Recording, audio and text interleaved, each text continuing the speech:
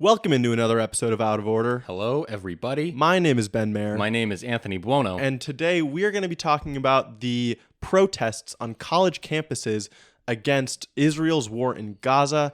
We talked about these last week where Columbia had risen up in protest, and now it's kind of spread all across the country.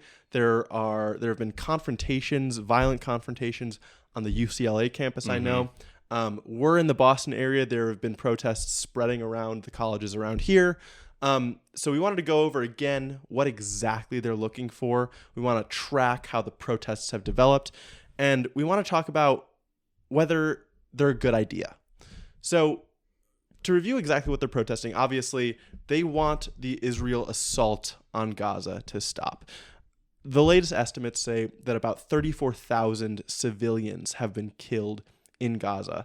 And these students, these young people specifically, are super frustrated to see a major power that the U.S. government is backing in full force that just passed a bill to give $4 billion additional dollars in military aid to Israel, and is enabling them to kind of run roughshod over this helpless enclave in the Middle East.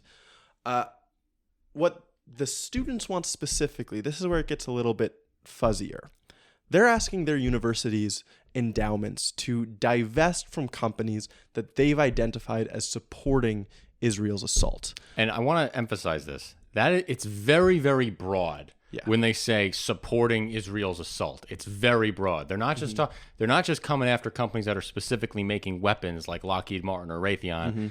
They've indicated that they're angry about at Columbia for investing in Microsoft and Google as well. Yeah. So it's a very broad assisting in the apartheid, quote unquote, that they call it. Exactly. Plus major asset managers like BlackRock. So this is the type of thing where if you take their logic to its conclusion, it means that not only their universities are complicit in supporting a genocide, but also every single one of their parents, most likely. Yeah.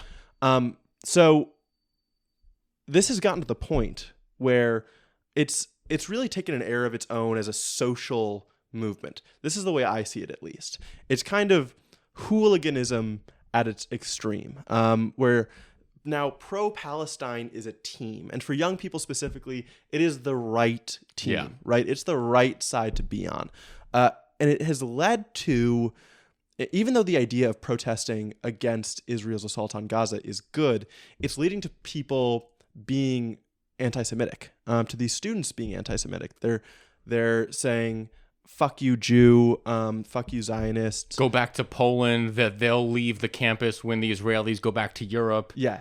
Just like Hitler's stuff. Children. They're saying that to Jews, Hitler's children. And these aren't Jews that are necessarily Israeli even. Yeah, or doing anything. Like they'll just be Jewish people walking on campus or walking to the Palestinian protest encampments. And so it's stoking really dark, unhelpful sentiment.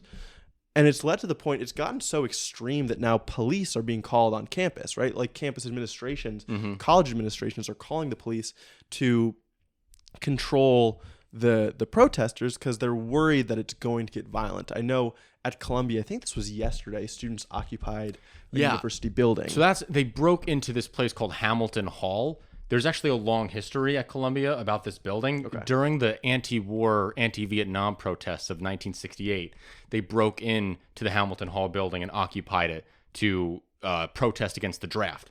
And apparently, a lot of these Columbia protesters actually got in contact with the people who led this anti-war protest in 1968 to get tips on how to go about doing something like this. Wow. Yeah. I want to make one thing very clear, though, from my perspective.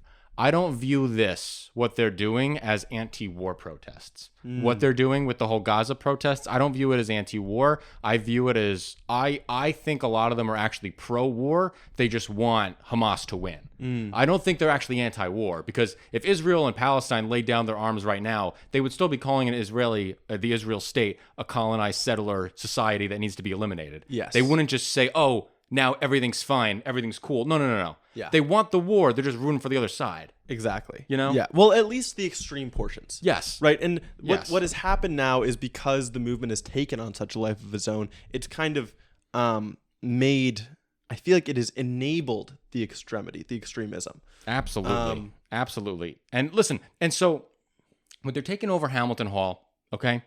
They're taking over Hamilton Hall. Now, what does this necessarily mean? They're locked in this building. The university administrators can't get them in or out. They're calling the police. Mm-hmm. A lot of liberal politicians are unhappy that they're calling the police. I think it's kind of what you have to do. It's like it's private property. There's a bunch of students who paid to be using those facilities. It's not their facilities to just take over. Mm-hmm. You can't just do that. Mm-hmm. I don't really have a problem with the police coming in and kicking them out, to be honest with you. I mean, they shouldn't be there. It's not like they're the 1935 strikers at the Michigan plants in the UAW where they take over their place of employment to barter for better conditions, and it's not what's happening here. No, not at all. I mean, these students are not getting mistreated in any way. They're not protesting for themselves. I think there's a specific line to draw, because I agree with you that the police presence in clearing out one of the campus buildings makes sense. If it were a campus lawn, I have less sympathy for the police. Exactly. Yeah, I'm not on board. No, like in Texas, I saw videos of the police coming in and breaking up a protest on a lawn, and I don't agree with that. If it's outside and it's peaceful, and if they're genuinely not blocking traffic around campus, then it's fine. If they're going to be blocking traffic and blocking access to buildings and obstructing people's movement, then it's a different story. The police have to get involved. You can't just do that. You can't obstruct private property. Yeah. You can't do that. Definitely. You know? And so that's kind of the police element. The one other thing I wanted to talk about here is hooliganism in general. There's an author named Jason Brennan who is a political theorist, and he has posited a theory of how people follow politics. And he kind of puts people into three separate categories. The first are hobbits, and they're completely uninvolved. They don't pay attention to politics at all. I'm jealous of them. They spend their time watching sports, TV. They don't get involved. Wish it could be me. Then you have hooligans. Hooligans tend to describe pretty much everyone that follows politics, even the ones who really don't want to be. Like us. Hooligans are sports fans. Hooligans are people who they will know a lot, but every bit of information they process comes through a filter that they hope to make it more favorable and support their views. In sports, this makes all the sense in the world, and it's kind of playful and fun.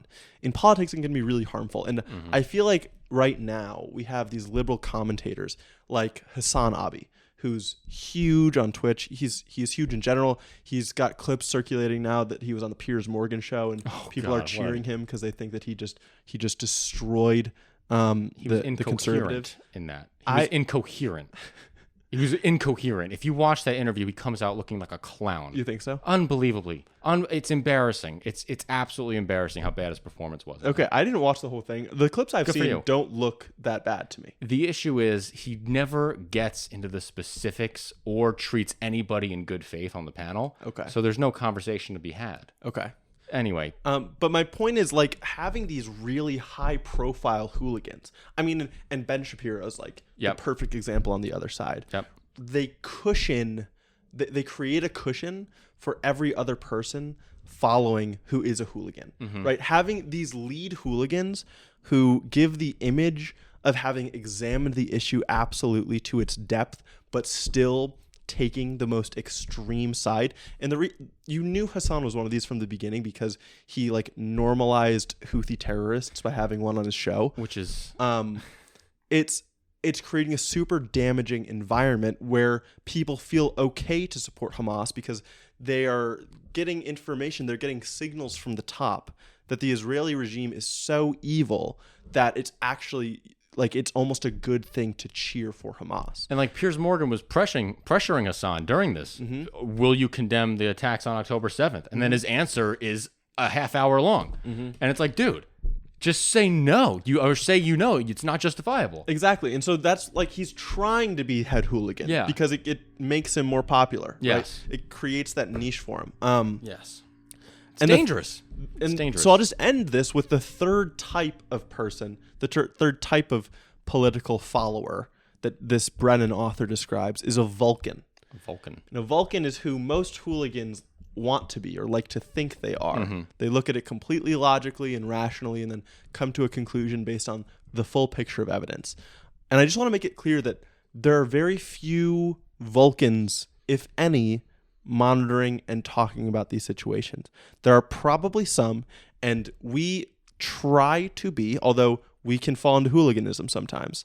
But I just want to make it clear that, like, Hassan, for example, is a hooligan on this, and he's not giving equal weight to the evil that Hamas has perpetrated and the evil that Israel has perpetrated. And you can debate whether there's equal evil there, but there is certainly evil on both sides. And that needs, we've been saying that the whole time.